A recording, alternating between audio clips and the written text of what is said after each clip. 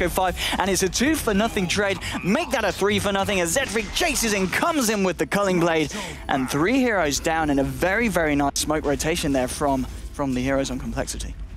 I mean, to be honest, when you have 2 heroes or 3 inside of your own woods and nobody's in lanes, it becomes fairly obvious where you are, unless you're doing a smoke gank of your own. But since I'm fairly certain Spirit Breaker was visible for the beginning of that, they knew that at the very least there was no charge coming in for some time, as we are going to see him go onto Riser here. Charging in onto the Enigma. There's the backup of Axe as he's trying to walk in. Netherstrike will bring the Enigma into the double raise. That is going to be a tasty kill for the Shadow Fiend. At the same time, the mid laner on Complexity, the Warlock, has completed his Midas. So 10 minutes in on top of the phase boost. So they were thinking about TPing in top there, Moscow 5, to defend this. But I think they realized that's not going to be happening. The complementary fortification. Tower will go down anyway, Swindle Melons. And Zedfreak, they're not able to get the last touch, but it's a tower down nonetheless. And also means that the Axe, very, very close to his Blink Dagger now, I believe, is only about 200 gold off it. 11 minutes into the game. And the side of Moscow 5 just leaving the Phoenix down there to get his farm, saving up 1,500 gold. We see it quite regularly. Almost certainly going to be the Midas on this Phoenix. And why the Midas on this Phoenix in particular? Is it a hero that really needs the levels? Well, it's a hero who needs levels for sure. Yeah. His ulti is probably one of the best in terms of scaling, just because of how much harder it is to kill the egg itself. The damage and the stun also go up, of course, as we're going to see another charge here. Nice dodge, though, from Ziz. Yeah, again, duking it out, making it very hard for Tron and Bignum to control the Storm Spirit on his own. And, there we go. Axe, with enough money to pick up the Blink, heads to the side shop. Now, the side of Moscow 5 need to be a lot more careful, including this Queen of Pain. If he's able to catch her with a few creeps, it's very big potential to finish off the kill. Bignum walking into the jungle. He's actually going to get Maleficed up, which will cancel the Icarus dive. And certainly Phoenix, he's going to wish that he was not there. Pops the Supernova, but it's only level 1, and the right clicks should be enough to bring him down, and they will indeed. Tron, he's trying to find something in return, but it's juked out again, the Netherstrike and the Black Hole, just to make sure that everyone on the side of Complexity remains alive. Weave gets dropped down as well. Axmo is coming in on the Shadow Fiend with the Requiem of Souls, but it hasn't done quite enough. The heal on Zizzy, it was enough to keep him alive for a little bit. Doesn't end up saving him as the buyback from Storm will actually come out. Hand of God is popped. Moscow 5, they're trying to force the issue. It's going to be a double kill for the Axe, and they might even find more as the Shadow Fiend gets very, very low. Axe with the final punch onto Axmo. No, it's going to be the Battle Hunger and the Storm helping finish that one off, but it will be a triple kill for the Shadow Fiend, even though he does go down at the end of that fight, and it's going to be a 4-for-3 trade, favoring the side of Complexity, and a buyback from the Storm that was very much worth it. I think it was too. I think the Shadow Fiend might have ended up living there. Well, definitely would have lived if the Storm didn't buy back. But all in all, it was really nicely played by the SF, because he ulted during the Black Hole to get everyone slowed and get damage reduction out as well. And we just saw how tanky a Spirit Breaker can be with just a pair of treads, a wand, and a stout shield. Like, he took ages to actually kill. So now it looks like they want to try to punish him again here, as we're going to see a charge. And this one is going to be a lot harder to dodge because it's nighttime and it's coming from... oh no, he didn't have a ward there, did he? He had the Radiant Creeps actually were aggroed as he charged through, so yeah, right. A little bit unfortunate there for Moscow 5. And mid lane Complexity, they've got 4 heroes ready to try and take down this tier 1, and with the pushing power of the Enigma, Eidolon's going to be back available in 5 seconds. Actually, he's already got them out from the ones that have already replicated from the initial cast. Onto the tower they go. Going to be a Hurricane coming in from the Wild Wing Ripper. It's not going to be enough to stop them. Zedfreak heads up to the high ground, finds himself a Shadow Fiend, forcing him back with the Hunger. Charge will be casted down onto Dazzle. Zedfreak blinking in, can't quite catch the Phoenix in the Berserker's Call. Now ZXC throwing the dagger. Shadow Fiend and Phoenix ready to close in. Phoenix has got the Supernova, gets it down in the middle of the fight. Netherstrike blows at the Dazzle. He isn't going to be able to keep his team alive. The Golem comes down into the ulti from Queen of Pain. 2 heroes so far in Complexity falling. Make that 3 as the Axe goes down as well. But the Golem and the Warlock doing so much damage with this upheaval. It's massive. 2 heroes for 3 so far. Storm Spirit and the Warlock remain alive, but Moscow 5 fighting into what looked like a tricky one with the Golem coming down on them. But the fact that they were able to kill the Dazzle first and land both the Queen of Pain ulti and also a very nice Supernova for the damage that it dealt. Phoenix did die in the end. But all in all, a nice fight there for Moscow. He was only about 1 second away, maybe a little bit less from respawning out of the egg, so it was a bit unfortunate that he ended up dropping there. But I wanted to point out something really important that I didn't even notice until just now, but they only have like 2 ways of stopping up people. Like, they can egg stun him, which is pretty tough, or they can use the Spirit Breaker. The other way is obviously a Chen creep, but that's much harder to do if the creeps are trying to walk through an upheaval. And honestly, they don't do that much single target damage unless they're like fully focused on one guy. And Melons has 1300 health at 15 minutes, so he's very, very durable, which means that upheaval, until BKBs come out, is ridiculously hard to fight into. I mean, honestly, that fight should have been much better for M5, but the upheaval was doing some serious work. So they were able to get a return kill, I believe, or 2 on that, and they killed the Spirit Breakers. So all in all, it's like, for M5 right now, the most important heroes that you want to watch out for is obviously the Spirit Breaker, because he's the one who makes stuff happen. And then you have the Queen as well. These are the 2 like aggressive style heroes that kind of start the engagements. And then on the side of Complexity, you have the Storm, the Axe, and the Dazzle, who are kind of trying to create space for Swindle to make sure he can get his Aghanim's, and then later on into Refresher, and the Enigma to kind of like constantly push out lanes and go for his mech, which I believe he will have not that soon. He's about 700 away. Okay. I mean, we saw in that fight how the Spirit Breaker prioritized killing the Dazzle first. Do you think that's something that you still need to do in these team fights? Or do you need to focus, as you're saying, being pretty much one of the only heroes that can actually stop the Warlock from channeling the upheaval? Do you look to take him down first?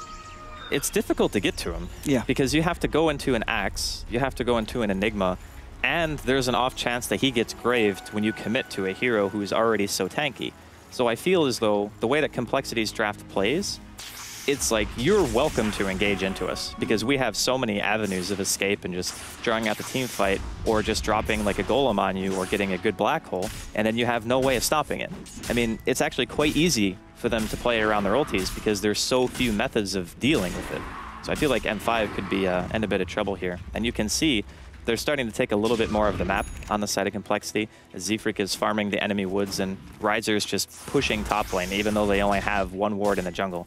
And the D ward is in range, but obviously it doesn't give vision itself. Somebody needs to walk over there. Indeed, and 14-12 on the map. And if we actually take a look at the net worth and XP, coming up to 17 minutes in, we can see Complexity.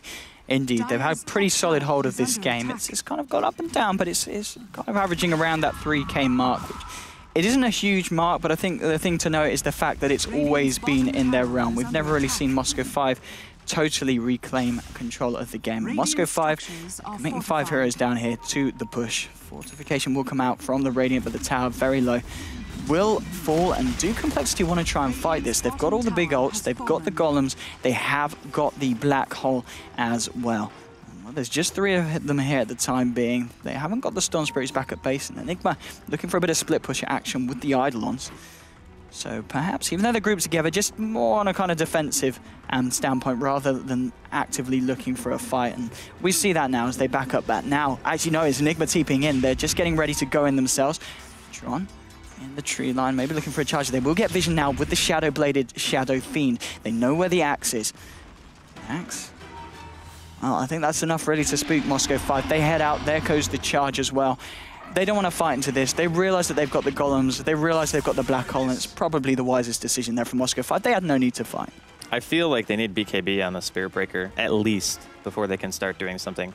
Like, the amount of damage they need to kill the Spirit Breaker right now is pretty significant, but they can disable him basically until he's dead. And he is the only real hard disabler on the side of M5. So with that being said, it's okay if they dump the entire kitchen sink on him, it's fine. Because then there's no more like way to get kited if you're the Axe, and then there's no more way to get locked down either if you're the Warlock or something like that. I feel as though like Complexity's mid-game and the way that they're playing the draft is just a little bit better than what M5 can actually do. Now, the later the game goes, you get a couple of BKBs out on the side of M5. That obviously changes the power spike here. We're going to see a blink call onto mid. Indeed, catches the Spirit Breaker and a few chain creeps, so the spins are there. They drop the Golem as well. They really want to find it, but he charges out. Hand of God's going to keep him high as well. It's just the Shadow Fiend, and have they got any detection? It doesn't look like it. Shadow Fiend might be able to swagger this one off. Walks away. In comes Zizzy onto Bignum. Shadow Fiend actually turning to blow up the Axe. One hero down on the side of Complexity. Bignum, he's able to Icarus dive out, but has got the Battle Hunger on him. In fact, pops the Supernova just to make sure it doesn't bring him down. Warlock realizes the fight's over, so just looks to clear up the Ancients. but quite a bit popped there by the side of Complexity.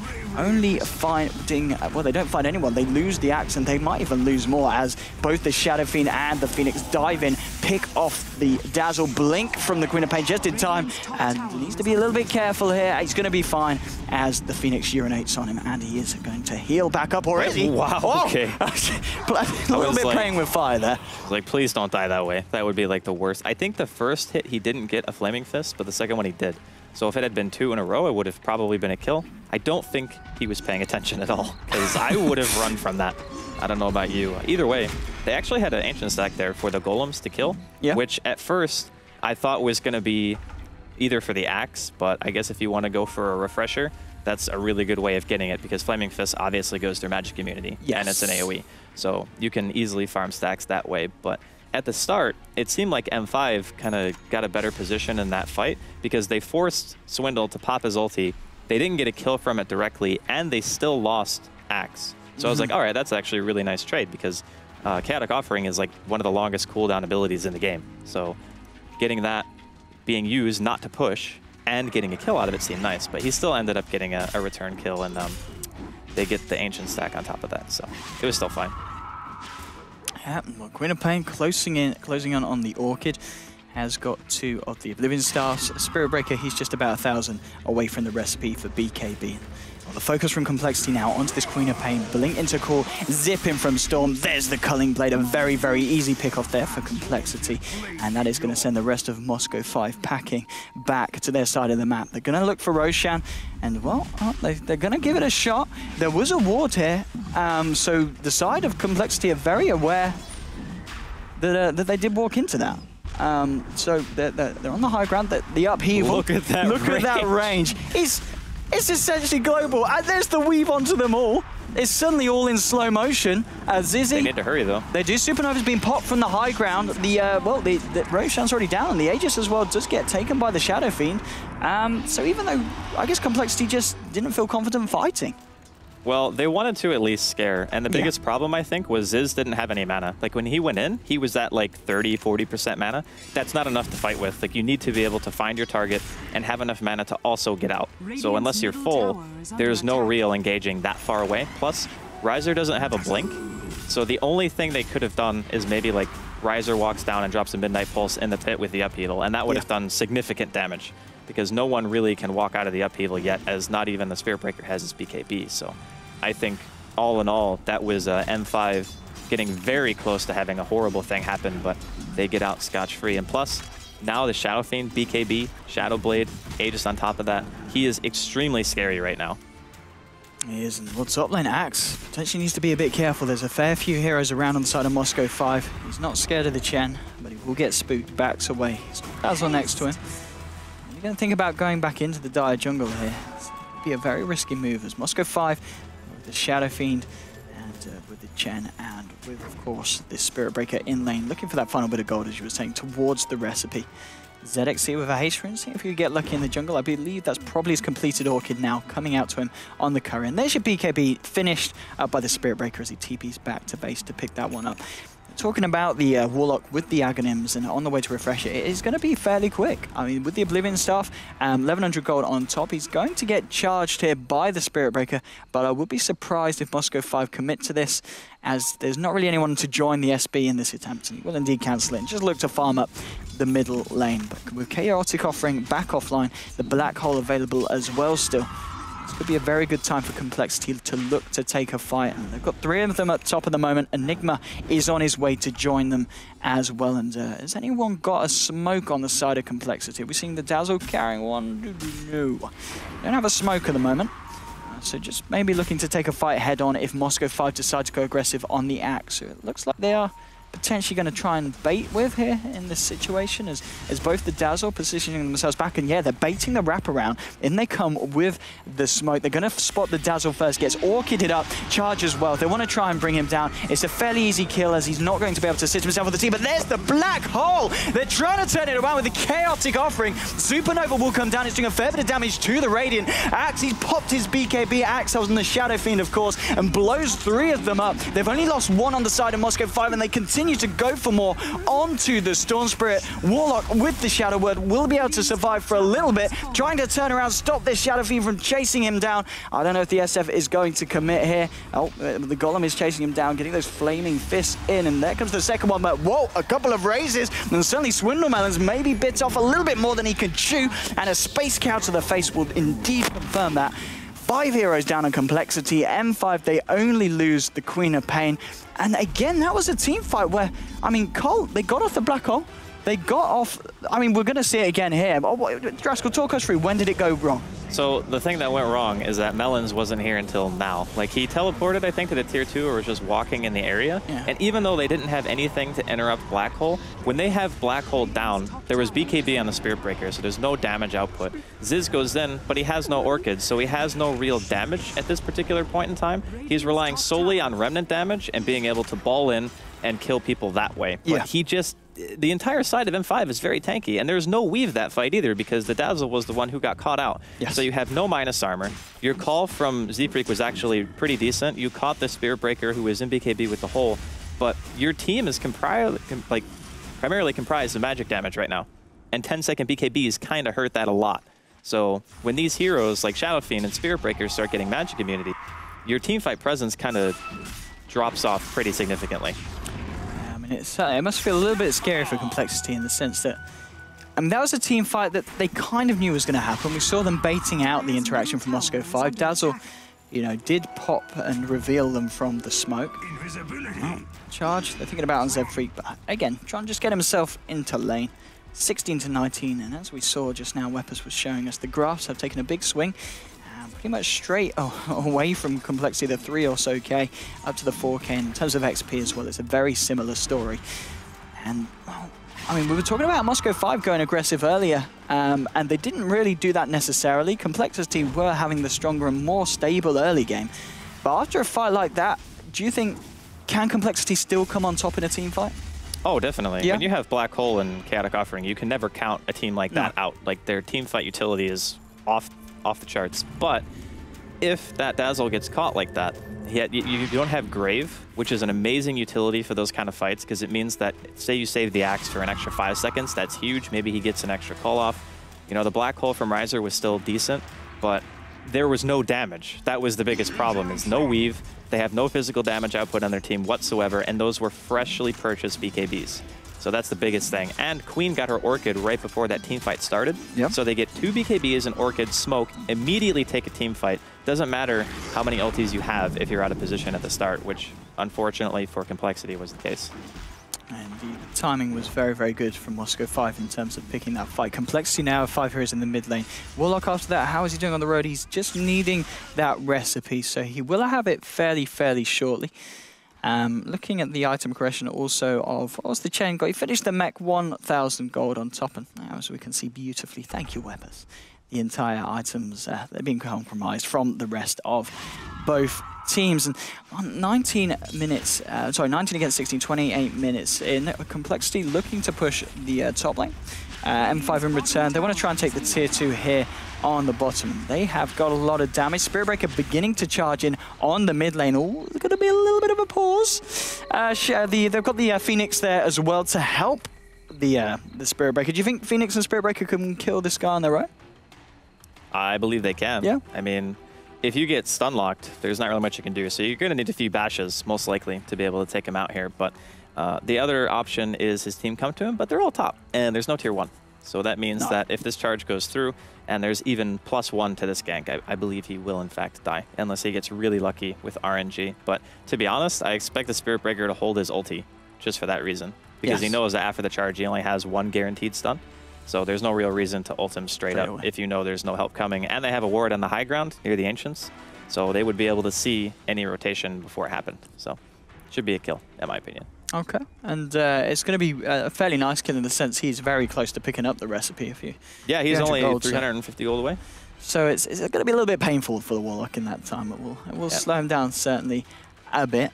And well, Complexity Do you think, will they have the chance to kind of react to this and maybe find a kill off the back of a situation where it looks like they will lose the Warlock? Can those 4 heroes on the top lane get down there in time? Oh, they'll push. They won't try to help him. They won't try to help him. They'll just accept the loss. And if you look at how far away they are from the tier 2 comparative to how long it's going to take them to get to mid, like everyone's just going to be like, okay, spawn conversions, just push the tower, make them TP back, and then we'll use that space to teleport back to base ourselves, or maybe we smoke and try to pick somebody based off that. But as they don't have any vision outside like the tier 2 anywhere, it's just like a little bit farther back from their position right now.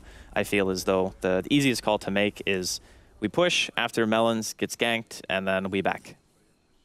Okay, yeah, and so they'll certainly be able to do that, as you were saying, with their lineup. I mean, Moscow 5, do they then look to try and defend against the push at the tier 2, or do you think against what Complexity have got in the top lane, they just kind of let that one go and wait until it gets to the high ground before they start to go on the defense?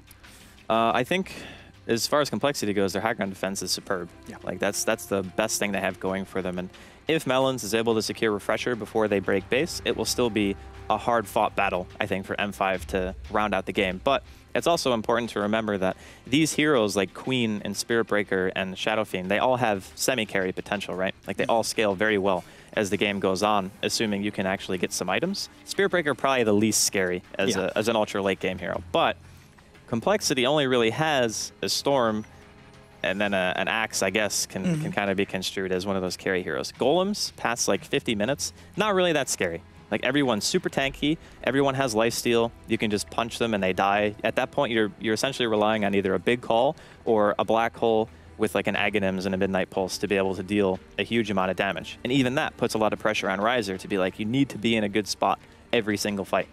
And I mean, to their advantage, they only have, again, like 1 or 2 heroes that can even stop the black hole, so that's kind of a nice thing. But I feel as though M5's power spike is really scary at the moment, and you can't underestimate it, especially if you want to, like, I think even defending tier 2s, like 5 versus 5, unless you're really confident, I wouldn't even try it. I would just be like, we'll wait until Melons has Refresher, until maybe Ziz gets another damage item out, because he's still only sitting on, I think, Bloodstone right now, and it's 28 minutes in. Like, he's got 3k gold, but he's probably saving for buyout too. So that means that he can't buy anything. Like, he has to wait. Okay, and well, talking about the power spike for M5, on the Shadow Fiend at the moment, has he managed to progress after the Shadow Blade BKB? I think he bought Mask of Madness. Okay, now he has an Ultimate Orb too. So he might go for Scotty, which I think is the go-to choice here. Just get a little bit more tanky. And Mask of Madness damage output, I really like it. Eventually, he'll probably replace it, go Satanic. Like, that's my guess. But I think he'll most likely finish Scotty first. I don't really see much use of Manta here, because you can't Manta out of things like Upheaval and stuff like that. But he could also go for the SNY just for some movement speed. I see a lot of Shadow Fiends do that nowadays. They just pick up a casual SNY, yeah. I mean, it's the stat meta, right? So like everyone builds... It seems to be. Like SNY, Scotty, Mask of Madness. It's a thing. Indeed, and as you were saying, just the fact that Complexity, they did go with the Storm and the Axe Core, and a Storm that hasn't, I mean, I don't know what his interactions with the kills have been. If we look at the Storm's KDA at this point in time, what is he sitting on? He's 4-4 and 6, so yeah, it's not crazy impressive for a safe laner. I'm not sure if the Bloodstone was really the right call. I mean, I get the idea of our team fight's so strong that I'll get Bloodstone charges. Yeah. Like, that to me makes sense. Yeah. But their team actually does no physical DPS whatsoever, outside of if you get a good weave and the Axe. Which is weird when you're running a draft with the Dazzle. Yeah, but I mean, the Dazzle is kind of there, I think, to compensate for that. Like to say, okay, we know that our physical damage isn't great, but we saw the potential capability of getting a nice upheaval and a weave on the team, right, in the Roshan pit. We're like, man, that seemed really scary for a second, because if that team fight happens and M5 didn't have BKBs up, they probably get slaughtered. But unfortunately, for Complexity, they were so far away from the pit that they couldn't engage. Like, Aziz didn't have the mana, they didn't have a blink on Riser, so they just decided to back. But if they can get one of those situations where they get a good weave and then they take a team fight, it can be significantly different, right? So, I don't know. There's a lot of variables, but I think it doesn't really favor Complexity to go ultra late. Like, that's my opinion, at least. Yeah, I mean, I think you're right. Against, I mean, the Shadow Fiend, kind of primarily, and the Spirit Breaker, at any stage of the game, he's always going to be a nuisance, isn't he? Just with the fact that he's going to be able to bash straight through some of these heroes on Complexity, like the Storm, who it maybe gets to a point where you pick up the BKB, or do you feel that the Storm is unlikely to pick up a BKB against this team? I think if he buys BKB now, he's going to do nothing. Yeah. Like that's the biggest fear is, I mean, M5, they have an Orchid up on the Queen, but I feel like that's more reserved for the Black Hole and the Golems, Yes. right? So ZXC blinks in, he Orchids Melons or he Orchids Riser, and then he's like, okay, fine, now you can't use your ulti for 5 seconds, try to get a kill, and then take the fight from there. So I don't think he's ever going to be an Orchid target unless he's getting ganked. So. Okay. Well, we're just waiting for the players to get themselves back and ready, so shouldn't be too long at all. Beautiful stat there covering me from the lovely, lovely guys there. Lovely scriff there, throwing that one in for us. But anyway, still game one. We talked about the series being a very close one, and I feel we're pretty much seeing that in this. Complexity, for the majority of the start, they did hold a very definite lead. Yep. And now M5 swinging it back round, but as you said, in a team with a game like this where they've got the Enigma, they've got these huge team fight defining ultimates, there's always the chance that Complexity can take a massive team fight, and with the pushing power of the heroes like the Enigma, they can very well get the game back under their control. Yeah, it's possible, but it's going to be tough. Like at this stage, the hero scaling is kind of favoring M5. Like we talk about power spikes all the time. Well, what does that really mean? It just means that, for example, when you have 2 10-second BKBs on Shadowfiend, for example, who doesn't care if you have a BKB because he hits really, really hard, it just means that at that particular point in the game, all your damage output is nullified for 10 seconds. And in 10 seconds, he kills all of you. So, yeah, it's pretty scary. It is indeed. And we're just going to have a short break, so don't go anywhere. We will be back very, very shortly with the rest of the game as we sort the players out.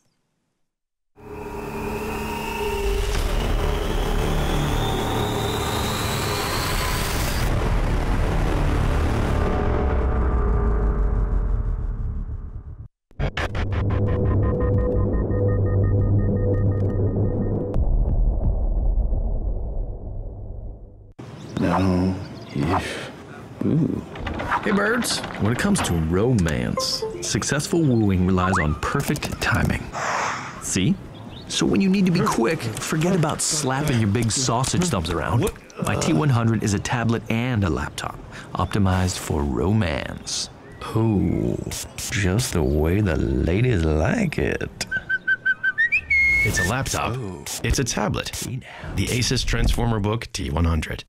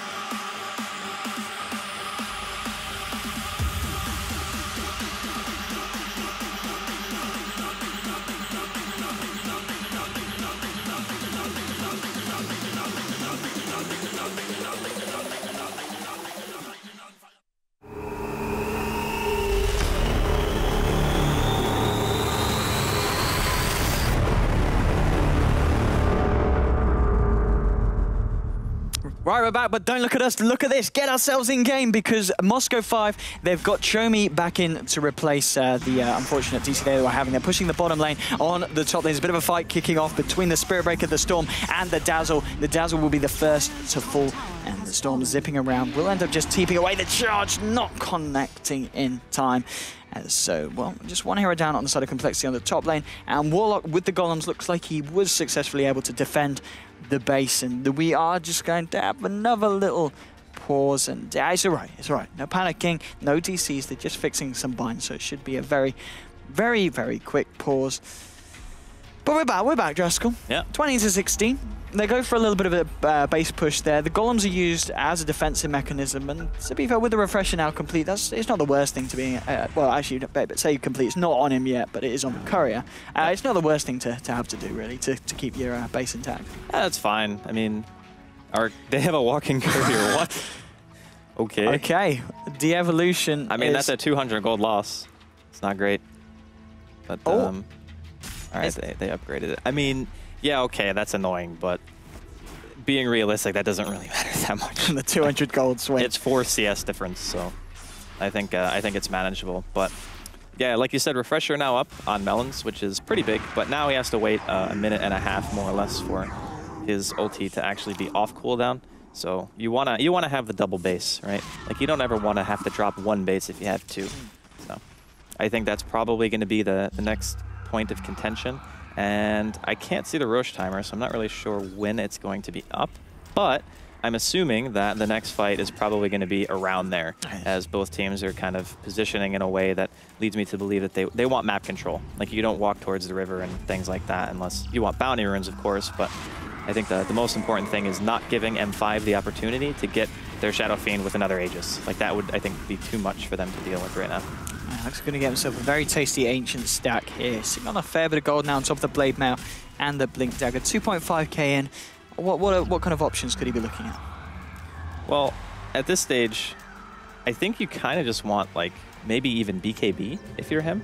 Because your biggest thing is to absorb damage, right? Okay. Like, you blink in, you call, you buy a BKB, you just pop it, and you're like, look, you have to attack me. You have to go through me to get to the rest of my team. Like, that's the kind of role that Z-Freak is basically forced to play at this particular point. So he could also go for the Force Staff, but I think that's the more common choice we see. Like, people go Blink, Force Staff, sometimes Vanguard, and then BKB. That's pretty standard Axe play. But he's opted to go for Trebs. And I don't think Aghanim is... I mean, it's not bad, but I think he just explodes if he doesn't have BKB. Okay, yeah, and we'll indeed see what he opts for. Saving up the money at this point in time. Hasn't decided to invest it anywhere. But well, at this moment, both sides sticking to their own halves of the map. Chomi's going to come in, scout out Roshan, which is still yet to spawn. And coming out of the courier there was some smoke, I believe, in the stash of Dazzle now, I'd imagine. Is that now on the Dazzy D? It is not. Okay, no, it's still on the courier. Well, oh, yeah, of course, they use it from the courier. The courier was still there. I'm being totally blind. There we go, the smoke now onto 5. Complexity, as you said, looking for this kind of point of contention around the pit. Blink into Bignum. And Bignum, he's been a big annoyance in these team fights. If they can disperse of him quickly, which they can continue to go for more. The Golem's a drop, doesn't actually catch anyone. So a little bit early there with the rocks. Actually, a little bit late. Because the Shadow Fiend popped Mask of Madness, and then he was like, I'm out of here. That was just unfortunate for the Phoenix that he happened to be diving to check Roshan when the enemy team was right there, so he had no dive to get away. And unfortunately, he didn't react fast enough with the blink, and he had no vision. So that means that for Complexity, there's no buyback on this Phoenix. And that rock looked like just a whiff, happened to work out okay because they'll be able to kill Roshan with it. Absolutely. So, disaster averted. A little bit fortunate there with the Roshan respawning, for the side of Complexity at least. And they kind of need it because they don't really have the best lineup to dealing with Rosh. I guess they got the Eidolons, but that's pretty much it. They've got the Dells to help sustain them. Doesn't matter though, with the help of the Golems, they'll take the Roshan. Aegis, of course, going to Storm Spirit. Arguably one of the heroes in the game that the item really is best on. Zipping forward, thinking about going on ZXC, and well, he goes in again for a little bit of a punch. In a pain, it will purely blink away. Shadow Fiend now with 3k gold on top of the Ultimate Orb. Did just send out the Courage to the Secret Shop. Was that to pick up the Point Booster and the Orb of Venom on the side of the Dire? Yes, it was. So he's got enough to finish off the Skadi with 3k still in his... No, sorry, okay, no, the 3k was spent buying those 2 items. So just a little bit away from finishing off that Ultimate Orb into the Skadi. I really think they're going to have damage issues. Like, Ziz is buying a Linken's. I mean, I get why you want it. Like, in your mind, you're thinking, I don't want to get Orchided, right? Or I can put the Linken's on my Enigma, or I can put the Linken's on my Warlock. But he hits for 128 damage at 33 minutes. Like, that's just not good enough. Like, you need more damage on the team. He's the only person who can reliably build, like, maybe just go straight into Hex, for example. Yeah. Like, I thought that's what he was going to do when he had the 3k gold. Well, the Ultimate Orb. Yeah, I was like, he's just going to buy, like, Voidstone, buy Staff, and then boom, Hex, right? And I was like, yeah, okay, I can get behind that choice. But this one just feels like he's going to need so much more time to be able to be a threat, because as it stands now, he's got Bloodstone Linken's. Sure, he can farm, and it's probably going to be really hard to kill him, but he's not a threat. Like, simply put, he goes into the Queen. I mean, he's gonna have to deal with Blink Away because he doesn't even have an Orchid to silence the Queen. Same thing with the Phoenix. Like, the only person he might be able to solo kill on that entire team is the Chen, and that's, I mean, he'd have to use a lot of mana to do that. Indeed he would. And it's interesting, we're talking about the kind of lack of physical damage coming out from Complexity in terms of scaling to the later portions of the game, and Moscow 5 potentially looking to capitalize on that in the sense that their Queen opponent after the Orchid is going to go straight for the Skadi herself, so Moscow 5, they're really going to be punching. Yeah, I mean, AC on Presence of the Dark Lord, that's all you need. I mean, that's a weave that's lasted probably anywhere from 8 to 10 seconds if you're on the side of Complexity, and that's instantly applied as long as you're standing in range. On top of the fact that you have Shiva's debuff as well. So whatever right-click damage that you would have, you're going to have Fire Spirits on you, you're going to have Shiva's, and you're going to have AC Aura to attack into. So I feel as though M5's team is getting very, very strong. But Complexity, they have the Aegis on Ziz. He might not do a lot of damage, but he can certainly expend a ton of mana and be able to deal his damage that way and just be a nuisance in a team fight. So obviously taking away Roshan from M5 is great. Like, that play was awesome that they managed to get it like right when Roshan was spawning. So it was very fortuitous that M5 didn't get it on the Shadow Fiend again. So no, I'm not looking at the Storm Spirit. He's now picked up a Robe of the Magi. Is this going to be a very late Super late Orchid? Yeah. I mean, what's your opinion on that? I think at this point, if you're going to just drag the game out, you might as well just buy a Hex. Yeah. Because you're going to... You could force BKBs, I guess, with an Orchid. I mean, that's one utility of it. Or you can just go on the Phoenix, like every single fight, because you know he's not going to get BKB. In fact, I believe he's making an Aghanim, so... Ooh. Yeah, he'll be able to pull people inside of the egg and potentially kill them or save them, depending on how good his timing is. But everyone on the side of M5 is farmed, like all of them. So I'm kind of scared right now for Complexity. Aegis aside, still scared. And it kind of feels like in a game where the Warlock had an amazing start, and he got to a very, very strong point. The fact that every team fight that they've looked to take, I mean, their kind of success rate in the team fights hasn't been as great as you'd expect for a team with a Black Hole and Chaotic Offering. Well, early they did great. Like, they showed the power of Upheaval against a team with very little disable. Z-Freak won his lane against a Queen as Axe. Like, you couldn't have asked him to do any better than he did. And it just so happens that the power spiking in the game, due to the fact that M5's lineup is a little bit better, and they can fight more often. That's the biggest thing. Like, you're waiting on 2 extremely long cooldowns. And I did mention during the draft that it's nice to have 2 of them because you have like a backup plan or you can stagger. But now they need both every single fight. And that's a problem. Like, you can't have 2 almost 3-minute cooldown ultis up every fight. It's not going to happen. Indeed, and we saw Complexity. They did smoke in the mid lane, hang around, looking to bait with the Axe. Moscow 5, they didn't fall for it. Complexity just rotating around to the bottom lane, see if they could catch anyone on M5, being a bit greedy, but Moscow 5, they are indeed straight out of there. And yeah, Storm Spirit's finished off the first, Oblivion Staff, looking for the second. Rita Bane is chilling in the tree line. She got a TP on her. Yeah, she does, yeah. She's just feels she doesn't need to be anywhere anytime soon. She's just chilling, enjoying the scenery. And there we go. So now she TP's back into the mid lane. We see Complexity start to charge down this bottom lane. Can they take a tier 2 here? They've certainly got everything online and everything available for the fight. Double golems as well, which we haven't really seen come into effect in a full 5-on-5 engagement. start to hit down onto the tier 2. Fortification will come out from M5, and they're going to look to force out with this creep wave. It certainly looks like it's Shadow Fiend beginning to close the gap, and there's your Phoenix diving in with the Icarus dive. Supernova will get popped. Axe is all alone. He's going to be helped by the Yules. The rest of M5, they're continuing to chase down. There's a black hole into the chaotic offering. Swindle Melon's getting very low though. He'll be the second to fall in this fight. And Moscow 5, they're just not dying. The 4 golems are out, but they're kiting them, trying to get rid of them. Zizzy, he goes in for the kill onto Spirit Breaker. Is he going to be able to find it? He needs one more punch. He just turns and runs. He realizes he can't get it. The ultimate from Queen of Pain catching out the Storm. 3 heroes down. Dazzle will try to TP. He will be able to get out, and so will the Enigma just in time with that teleportation. But again, Draskell, we're seeing everything thrown down from Complexity, but it's just not enough. Well, there was no black hole, so that part was not great. But, I mean, 2 golems doesn't really matter if the upheaval isn't holding them in place. Like, if there's no black hole and Z-Freak's call is not good, what do the golems hit? Right? Like, they can just walk away. That's the biggest problem with Warlock ulti, is you use it as a way to either push or you use it as counter engage, which is the way that they have been using it the whole game. So that it's not like they're using it poorly, it's just at some stage, if you don't have the abilities to hold them, they're not going to die to the golems. They're just gonna be like, oh, okay, fine, we'll just, you know, do a little bit of backpedaling and kite them, and then we'll go back in when the golems are down, or we know we can't die anymore. And that's essentially exactly what happened. So I can't really blame anyone for that, except for maybe Z-Freak going a little ham. Like, he went deep, let's be honest. And he used in a way that he came down and immediately got Supernova stunned.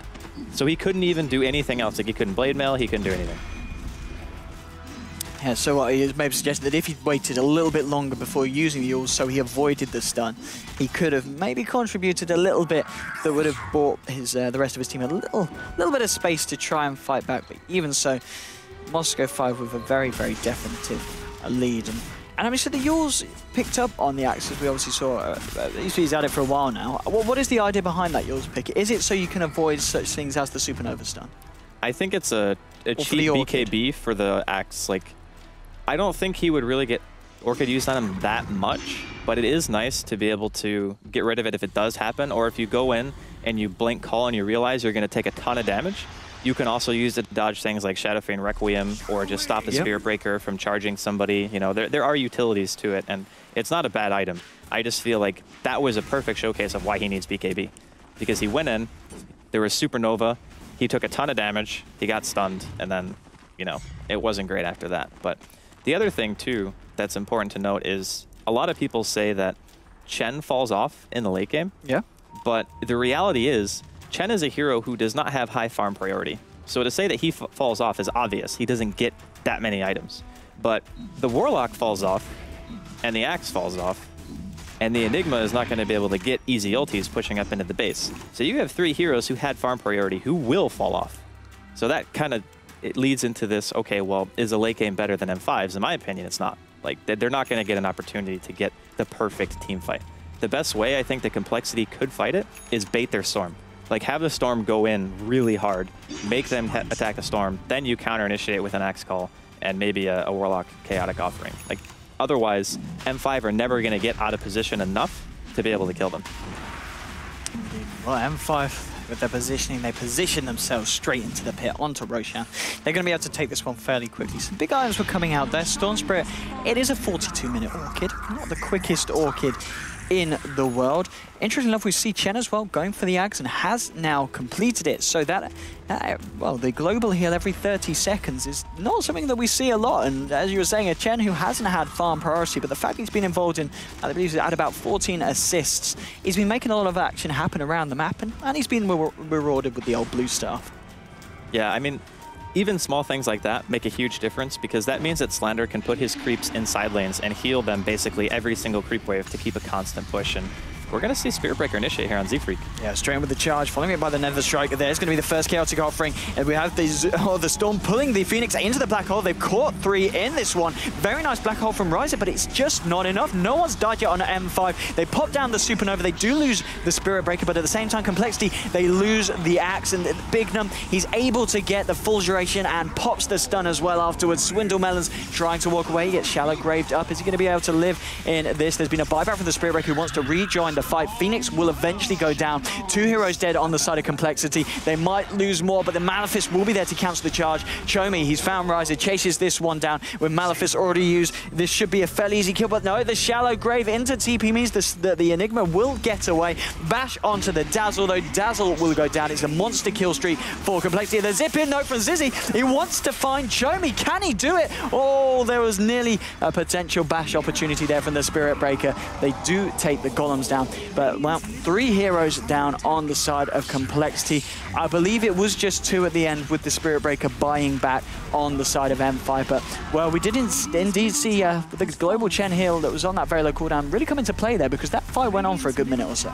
It was a really nice use of the Chen ultis in the mech, but it's also important to note that that was like the best possible team fight that Complexity could have gotten. Was. They got a 3-man black hole, the golems were dropped on top of it when the Spirit Breaker didn't have BKB up, and sure, they killed him, but they had to commit everything to kill 1 hero, right? The Phoenix died a bit later on into the engagement, but Ziz spent the better majority of that fight sitting on the high ground throwing auto attacks into an egg that he didn't kill. So I'm just like, I'm really kind of sad because I feel as though the item progression on Storm kind of, I wouldn't say like hurt the team super bad, but he just didn't have anybody else to help him follow up and damage. Like, they did not do nearly enough to kill anyone. And Chomi just sat in the middle of 4 golems going, yeah, come at me. I'm a Shadow Fiend with like 4.5 items. You can't kill me even with 4 golems. It is certainly a little bit of a worry for Complexity. I mean, we saw the end of that fight. Zizzy, he did zip back in onto the Shadow Fiend, and Shadow Fiend was sitting on about, what, 1/5 of his health? And Storm Spirit could just barely tickle him. And it's I don't know, it feels worrying in the sense that they use a lot and it's just not enough. Swindle Melons getting chased down here by Bignum, gets the Shiva's guard slow out before the Hex comes out in return. They're not going to be able to pursue it. Comes the Shadow Fiend with the Shadow Blade. Complexity, they need to be careful here because Shadow Fiend might catch someone out. Charge will be focused onto the Warlock, who I believe has got the golems coming back off cooldown in, 5 seconds. And they will be available for this high ground defense here. No double golems, though. That's still about 30 seconds until that is back online. And here comes the base push. Midnight Pulse will be thrown down. And it is fairly annoying. The percentage-based damage, of course, scaling very, very nicely to the later portions of the game. We'll hold them back for a little bit, but as soon as that's gone, we'll see M5 get ready to push again. Upheaval from the high ground. Warlock trying to be as annoying as he can here with this slow increasing. But he'll give up on it and he will back up. There's now Chen, of course, with the ancient control, sends Rockman in and onto the racks they go. Moscow 5, 46 minutes in. Blinking from Zeb Freak though, they want to catch Chomi out. Bignum's there to help him up with the backup, and that Supernova, I don't think Complexity are going to be able to take it down. Dazzle's already fallen. ZZ, he gets blown up as well. 2 heroes down. The punches onto the Warlock, melting him, and Moscow 5, it's a nice black hole, but it's a bit of what are you going to do after that black hole, Oh, is it? There we go with the, oh, no! Oh, oh boy, that's what we like to call unfortunate. Yes, I mean, so what have we got coming? We saw Zeb Freak, he went back in with the call. They followed it up with a nice chaotic offering. This is the dream fight right now for Complexity. It really is. This is because their entire team is fighting inside of Midnight Pulse. So the Midnight Pulse is actually one of the highest damage dealing abilities in the late game because it's percentage based. Yeah. Right. So you're standing in it, you're taking like 6-7% damage every second that you're standing in it, and it goes through BKB. So if you get a good black hole, you stun lock them after the black hole ended by dropping a chaotic offering. So Swindle was really nice on his timing on that, and they're taking the maximum amount of damage while trying to push the base, and the Raxes aren't actually dead yet. Plus, Chomi, even though he was allegedly lagging a bit, he's down to about 1/3 HP. He's got Aegis, but I think, well, without buyback, maybe they still don't defend this. Maybe they still lose this fight. Because if SF didn't have Aegis, I'd say they defend, but he does, so. Yeah, it feels like to get him down once is already hard enough. Killing him twice might be impossible. Yeah, I mean, we are seeing how many of them have got the weave debuff on. ZXC, he's got it. How low does he tick down in terms of armor? ZXC. Right now, he's... I can't even click on him. I'll have to go here. All right, he got 1 armor. Okay, so right it's only now. just been... Yeah. Oh, no, okay, so that's been ticking down for quite a while. Is it only on him? None of the other members of Moscow 5 were caught in the initial weave. Oh, no, Bignum's got it on. He's keeping himself safe at the back of the fight. It seems like the Shadow Fiend and the Queen. So the two most important heroes, basically. But Shadow Fiend has still got, because of his stats, Yeah. he's got still a lot of armor to work with. Right, so yeah, we will look to get the SF out, which, these SF, it's been the SF both times this game, hasn't it? Yeah, and it's been two different SFs. Yeah. Don't pick SF anymore. I think IceFrog's trying to tell us something, yeah. Yeah, but I think this was a really nicely executed game by M5 because they didn't ever get to a stage where they were like overly panicked to try to make anything happen. They used the Spirit Breaker, you know, to force a couple of engagements, but that's standard because that's what you pick the hero for. You want him to go in, you want him to cause a little bit of a ruckus and stuff like that. But I think all in all, they knew that their team would outscale, and especially when the BKBs were recently bought because they knew it. They were like, boom, we got BKBs, let's smoke, let's go for this kill. You know, it was very fortunate that they managed to catch out the only hero on the side of Complexity that can save anybody, which was the Dazzle. And that big fight there, to me, was totally game-changing. Like, that engagement, they drop ultis, they get, like, nothing for it, they lose everyone. I mean, that was the game-winning fight for M5. Okay, well, I guess we're going to have to wait a little bit longer as people are going to try to reboot, see if that gets this Shadow Fiend back into the game. And I mean, but talking about this team fight in particular, you know, we're saying how Complexity have done essentially a very nice turnaround with the whole, you know, Black Hole chaotic offering and the calls from the Axe. Do they actually win this team fight, or do you think purely because of the Aegis and the fact there's 2 lives for the Shadow Fiend? And well, we're going to have an instant replay because of our very high production values here at DreamLeague. And well, here we go. And Draskell, this time talk us through what goes on. So Z-Freak gets initiated on here in the middle lane, and you can see that they go right for the Phoenix. Like, Ziz goes in, he silences to prevent Egg, and this is 4 golems and 3 heroes inside of a black hole, something that I wouldn't have even expected to happen, but ZXC is able to blink to safety. The Phoenix gets a Euls and gets the egg off. And now watch Ziz, he hits this egg the entire time. Like, the whole time. Spirit Breaker just dies now after a full duration black hole and double golems. The SF gets a nice Requiem to slow the remaining heroes, and a Supernova stun on top of that. So he actually waited for the Supernova stun to go off before he even tried to Requiem, because the cast time is actually shorter than a level 16 Supernova stun, because it's 2.5 seconds. So he timed his ulti perfectly. They are able to, I think, clean up 1 or 2 more here. I think they actually get them both, and the Phoenix ends up dropping here because he doesn't have Euls off cooldown and gets Orchid reapplied. But since the Spirit Breaker bought back, they're just like, yo, what's up? And they just keep chasing. And the SF, of course, still has his Aegis here. And after this fight, I believe is when he buys his Butterfly, because he's got 5.7k. Right, yeah. Really nice grave coming out from the Dazzle, but he pays with his own life for his insolence.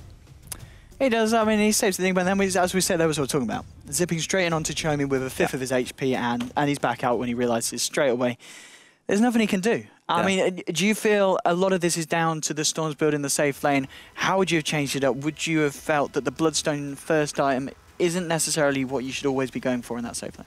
I think what he was assuming is, we can team fight anytime we want. Yeah. I can use the Bloodstone to farm, and it makes me hard to pick off. That's all true. Like, that's sound logic. But I think what ended up happening is he gets this Bloodstone, and now he can't actually solo kill anybody. Whereas normally, that Queen was losing to the Axe, right? Like, he died to an Axe, okay? That was the dream. Yeah. Okay, so he gets an Orchid, and the Queen is still kind of struggling a bit. Like, she's maybe even-ish CS on the Axe, but he's definitely not going to get any crazy item that early. Like, his Orchid came, like, 18, 19 minutes. I think Ziz would have had his well before that. And he could have just been like, I'm going to create space. I'm just going to go for these picks. I'm going to let my team save their ultis for when we're pushing into towers all the time, all the time. And when you have that kind of map control early, you can build a Bloodstone after the Orchid, because you'll have the regen to sustain no matter what. And he was the only hero on the team who had any kind of killing pressure. Like, Z-Freak got his blink 11-ish minutes, I think, which is really fast, but he still needed more to be able to guarantee kills. A Storm with an Orchid at like 15 minutes will kill anybody. It doesn't matter who it is. So without that kind of threat on the map, I feel as though Complexity weren't able to push their advantage enough. Like, their mid-game was monstrously strong with Golems and Black Hole, and when the Axe still had a really big impact, and Ziz, his damage output still was good respective to what it is now, which is he's a bag of kittens. Like, he doesn't hurt anybody. So I don't know. I think it's like, this particular fight is probably at least a Rax, maybe 2, because there's no tier 2s left on the map.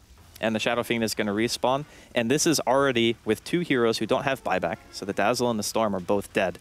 And Swindle bought back to drop his golems. So if he dies again, that's 3 people who can't buy back against an SF who has 5 items. Yeah, and your base is going to melt just a little bit quickly. Do they have fortification? I'd imagine. Even if they do, it doesn't matter. Like, it's already been used. But yeah, I think even 4v5, they still get this Rax. Yeah, I would be very surprised if we see anything else happen over the next things. Still talking about, I'm sorry to kind of sell out the Storm here, but the build choice with the terms of going for the Lincolns after the Bloodstone. Why does he go for the Lincolns? If he wants to go for an item like that, why not the BKB over the Lincolns? Because it wasn't actually for him.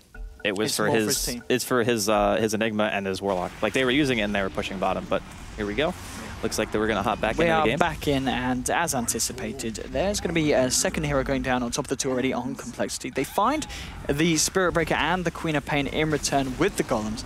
But the mid lane racks will fall. Shomi just turns and mans up against the Chaotic Offering. Golems, the complete wipe of the mid lane racks. And will Moscow 5, will they decide to go for more or play it safe? And this is... It's an unfortunate point of the game because there's still every potential for Complexity to turn it around, and Moscow 5, they unfortunately are playing on with a player down. Yeah, I think what they said was they wanted to play until like 47 and then pause again, because I think you can load every minute. Or something like that. And then they would try to get somebody, like a 3rd person, to play the Shadow Fiend, but I don't know. I don't know what the admins are going to decide in regards to that. Because it seems like no matter who plays Shadow Fiend, they're having connectivity issues. It's like the Ring. You watch that video and you just die. Like, it's not great. You don't want to do that. Yeah, it looks like the final word was they're just going to continue without him. And they obviously, M5 are in a very, very strong position. If we look at the graphs, how strong of a position are they in? It's been ruined a little bit by the pause, but we can see it is around the 15k lead in terms of net worth and 10k in terms of XP. So, I mean, all in all, they're not a huge lead for a game that is 47 minutes old. I mean, it's not a gigantic lead, but you also have to consider who has the farm on each respective team, right? So the Storm has a very bloated net worth, whereas his actual effectiveness is not really that good. Like, it's getting better now that he's got his Orchid up and he's working on a Hex. Like, this is a respectable 4 slot now, if he gets that Hex going, because his damage output will start to scale. But before, it was like you have, what, Bloodstone's around 5,000 gold, Lincoln's is like roughly the same. So you're spending 10k gold on 2 items that give you no damage at all. So it is important to keep in mind, like, when people refer to power spikes, that the items that give you the most impact oftentimes aren't defensive items, unless we're talking about BKB. That's like, yeah. And a couple of big items just coming out there as well. Supernova is now going to have the Ags upgraded, so Bignum grabs that, and indeed Ryza as well with the completed Refresher Orb. So both teams are going to be able to offer a little bit more for the team fight. And talking about the team fight for M5 with this Ags upgrade on the Phoenix, is there anyone in particular who'll be looking to kind of top up each fight? Will it just be situational and whoever is left? Just whoever's nearby. Yeah. I mean, obviously you want to use it on the Shadow Fiend because he's the scariest hero. Like, he's got probably Satanic soon. He almost has enough to buy it just straight up if he really wants to, and he's already sold his Mask of Madness. And I don't know why I'm referring to him as a he, because he's not even in the game. ZXC is getting caught out by the Orchid from a Z, but he will survive as the backup is there from Bignum. Chomi as well here with the push. The 4 heroes here on the side of M5, they are bringing in the Spirit Breaker as well, and always a fun little game to play in this patches. Who's microing the Shadow Fiend? Probably the Chen. That would be my guess. Yes. Because the Chen has to do the least in team fights. Like, he hits R and he sends in his creeps. So Chomi walks in. Someone's A-click the base for him. Zip in from ZZ. There's your first set of Golems Ryza. He's got the black hole available, but not quite looking to use it there. The double chaotic offering, though, into the cool is quite big. And there is the black hole, but the egg is going to survive. And, oh, is it? Yes, it gets out. They get it out. Ryza, I believe he just tried to cast the second black hole, but the stun straight away from Supernova cancelled it immediately. ZZ White coming in to try and clean up. They're all fairly low, but so Complexity. They've lost 2 heroes so far. M5 have lost 2 as well. Bignum, Icarus diving in, trying to help clean up. Z-Freak blinks in, dunks down the Chen, tries to chase away Bignum, but Bignum with the Yules holds him back. Queen of Plane is going to be able to blink out, and I believe that was just 2 heroes down on Complexity, the buyback from the Storm, but they find 3 kills onto Moscow 5 there, and 50 minutes in, that's pretty much the best fight they've had in the last 20 minutes. Well, that was Refresher Black Hole and Refresher Golems, so if they didn't win that fight, it would have been no possible way of victory, and they were defending high ground, and M5 pretty much stood in the Midnight Pulse the entire team fight. and their Shadow Fiend is not even connected to the game. So I don't know if they would have won had Chomi actually been playing the SF there, but I will say that the Phoenix play was amazing. Like, he got in the nick of time, and his egg didn't even get killed. So a lot of times when you have agonyms on that hero, you can just give somebody a death sentence. You just go in and you're like, sup, bro, I'm gonna save, aw, and then you both die. But in that case, it was very nicely used. It was very close to the Shadow Fiend living. I would actually say if he was in the game and he could spend his own gold, he would have had lifesteal, and he probably would have killed them all. But that's unfortunate because he's not here to do that. Yeah, in the sense that he was at a position, as you said, very, very close to being in the position where he could safely pick up the Satanic and have buyback gold as well. And I mean, he's still going to have the buyback gold, but it kind of feels like, Volvo, please, can you add the ability to buy back at least on someone that's DC'd? Because it's just unfortunate we do see situations like this quite regularly, and they can be, of course, very, very game-changing. But ZXC, as we see, he's got the Mjolnir on top of the Skadi, so even though, well, the control might not necessarily be there with the Shadow Fiend, they've still got the right-click damage of this Quap. And well, the charge over the Roche Pit, ping's coming out now, it's not up at this moment in the time, though. M5 start to push back out the bottom, maybe looking for round 2. We're talking about the long cooldowns on the 2 ults from the Warlock and Enigma. Perhaps this is the chance to go. It is just 20 seconds or so for the Golems to be back online, and Enigma with the Black Hole, what are we looking at? It is a longer time there. It's still 50 seconds before Black Hole's back. Yeah, everything will be up again. The thing is, since it's 50 minutes in, everybody takes a much longer time to respawn, so unless you're buying back and botting into the creep wave, by the time you're alive, the ultis are almost off cooldown, and you have to walk all the way across the map to be able to take the next engagement because you're pushing the enemy space. So Storm, where's he off to? He's okay. Zips TPs, yeah. Tries to do a little bit of damage to clear out the creep wave, and now blink forward from Z Freak. The Queen of Pain is going to get thrown up into the air. We'll get scythed up. Hand of God comes through straight away. Charge from the Spirit Breaker onto the Warlock. Wants to try and bash him, but can't get anything off. But he actually nether strikes the axe instead, choosing to focus him down. There's your first set of the Golems. Dazzle with the Shallow Graver onto the axe. ZZ pulling in ZXC, but he gets brought into the Phoenix Egg by Slander, and the Golems, they're not going to be enough to clear it out on themselves. And this is a position where Complexity, they've actually backed out. They still have the second Golems to throw down. Black Hole has not been used yet. There's a few of them grouped up, and there's the Black Hole. Catches out Slander and Chomi, and is going to hold them in place for a while. ZZ trying to do the damage. There's your refresher, Black Hole, and the Golems coming down for the second time. And Moscow 5, 3 heroes getting very low. Pops your Spirit Breaker, your Chen, and now your Shadow Fiend. They're 3 heroes down. It's a 3 for 2 trade so far. Can they get anything more out of this? It looks like ZXC and Big Num will be able to escape, but yet again, a very nice fight there for Complexity. I don't know, man. Every time I watch a team fight like that, I'm like, if the SF was here, they would have won that fight. Like, it sucks to say. It really does. It's really heartbreaking because that SF is sitting on 30 or 6,300 gold. Like, that they're just down 6K net worth. So yeah, that really hurts. And again, I mean, Riser had really nice black holes there. The Hex on the Queen was also really good by Melons to prevent the Queen from killing Riser because he actually almost right-clicked him down. But since the Hex came out, he didn't quite have the DPS output, and he actually buys an MKB too. So he's not opting for magic immunity at all. He's just like, nope, going full right-click, need somebody else to carry the team since their SF ain't here.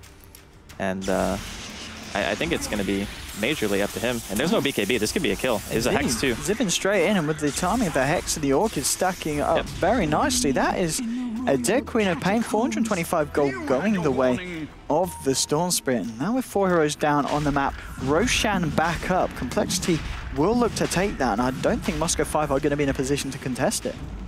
No, definitely not. They don't want to have to use buybacks to maybe contest Roche, and the Shadow Fiend's still dead for 20 seconds. During that team fight, he only had 21 souls, so his Requiem was roughly like 60%, maybe like 55% or something like that, effectiveness. And his Death Requiem didn't do much damage either, so they're going to buy back on the Queen, at least to maybe force them out. And I think the Spear Breaker's charging, that's why. They had a ward. It's giving them the heads up, and as soon as they saw the buyback come out, Complexity choosing not to take the fight on Roshan. Of course, Queen of Pain with the items she's got, they can maybe look to finish it off themselves if they scout it out.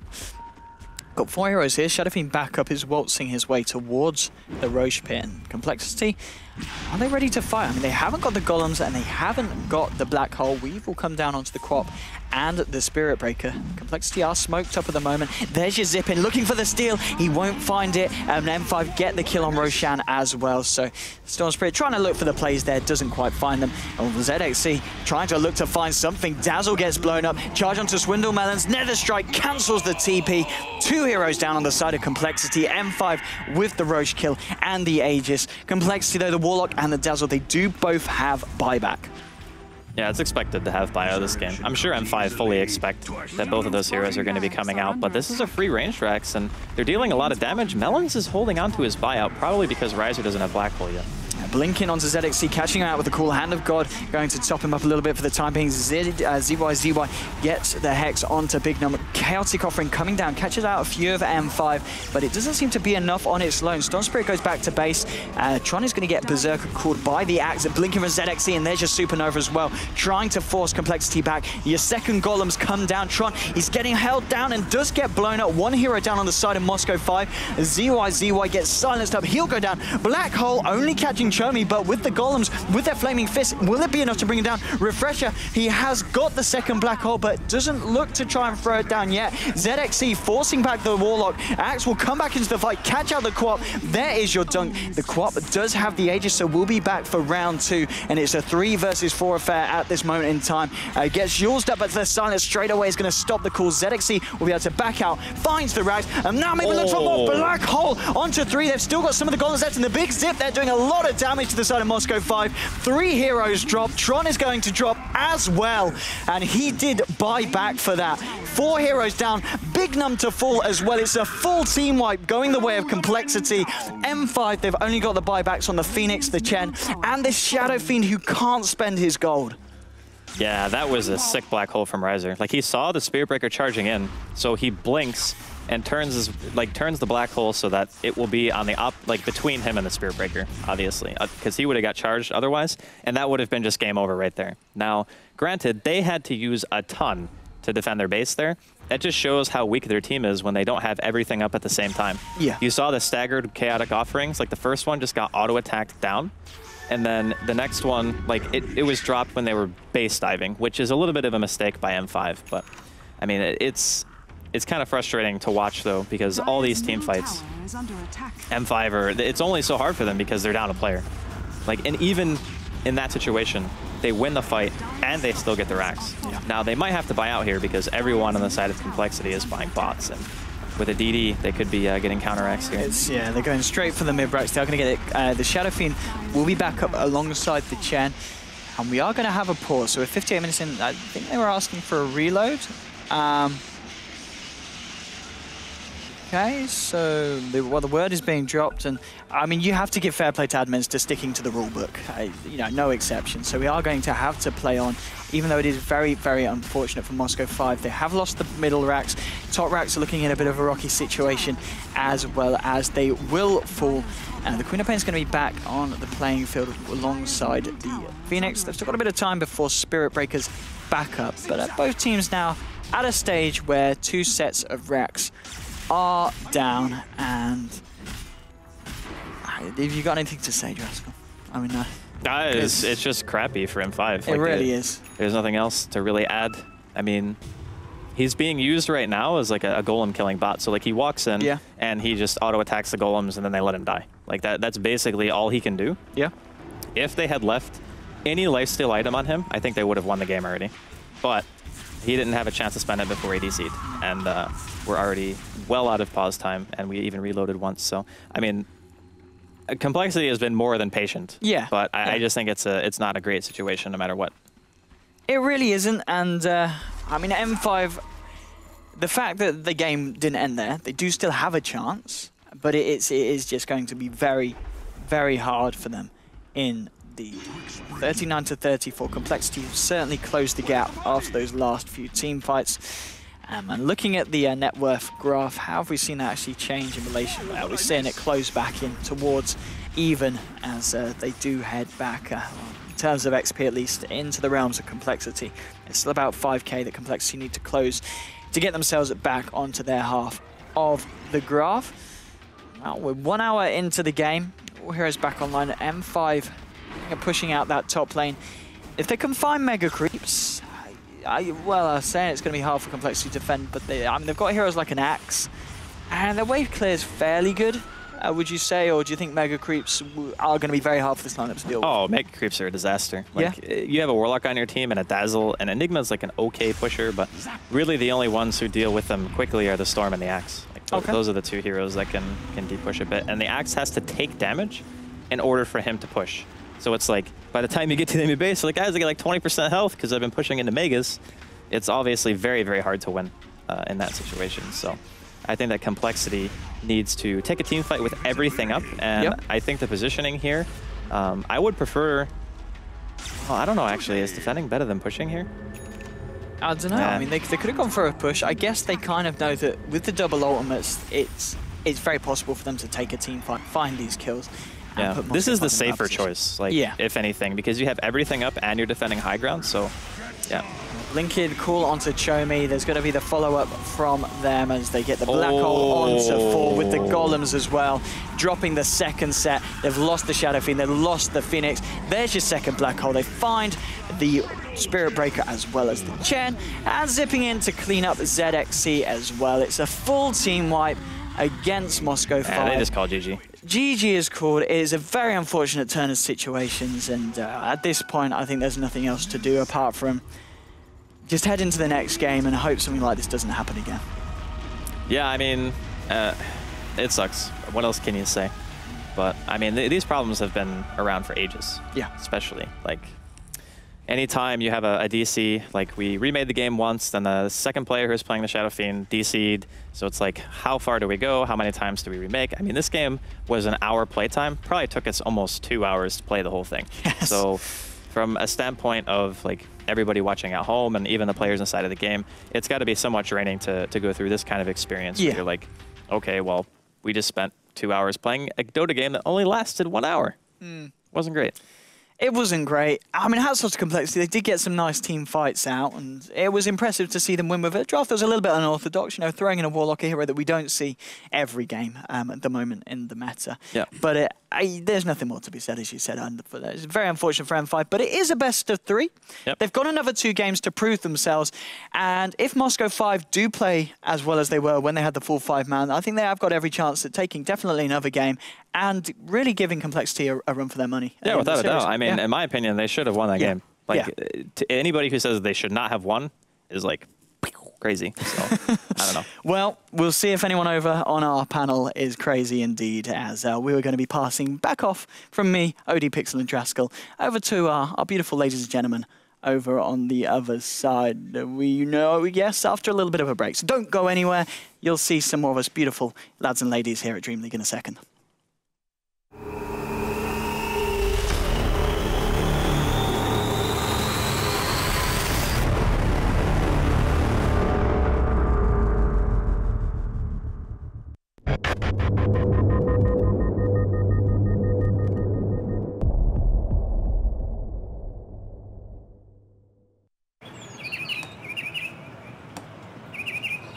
Hey, birds!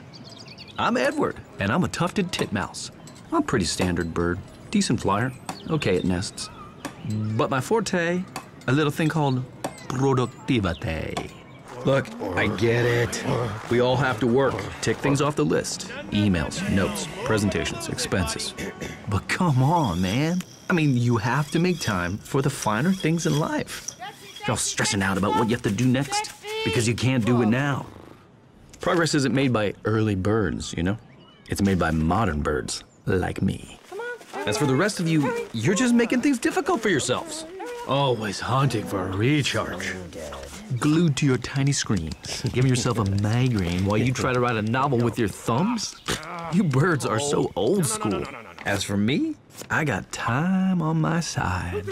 A tablet when I want it, and a laptop when I need it. Now stop your flapping and get it done. Get everything done on the fly. It's a laptop, it's a tablet. The Asus Transformer Book T100 with Intel inside. I've got a laptop. Check out my laptop. It's also a tablet. I love my laptop. The point is it's both. You see this? Yes, it's both. Nice.